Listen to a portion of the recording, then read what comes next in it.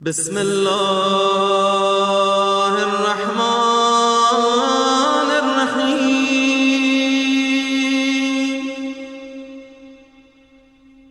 إلهي عظم البلاء وبرح الخفاء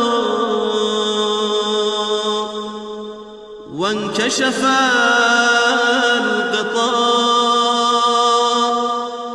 وانقطع الرجاء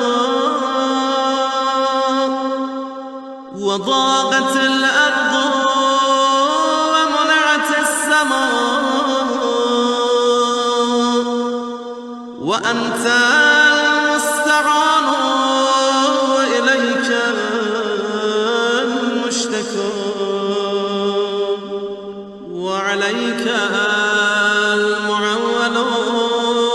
الشدة والرخاء. اللهم صل على محمد وآل محمد أولي الأمر الذين فرضت علينا وعرفتنا بذلك منزلته ففرج عنا بحقهم فرجا عاجلا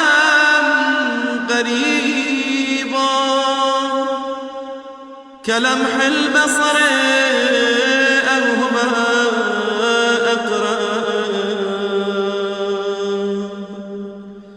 يا محمد يا علي يا علي يا محمد اكفياني فإنكما كافيان وانصراني فإنكما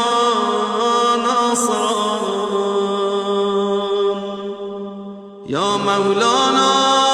يا صاحب الزمان الغوث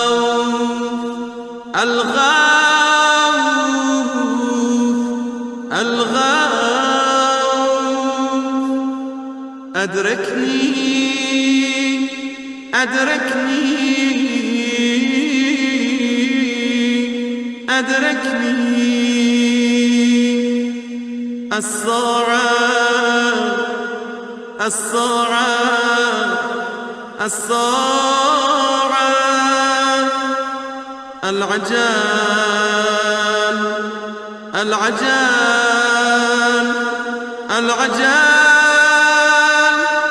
يا أرحم الراحمين بحق محمد وآله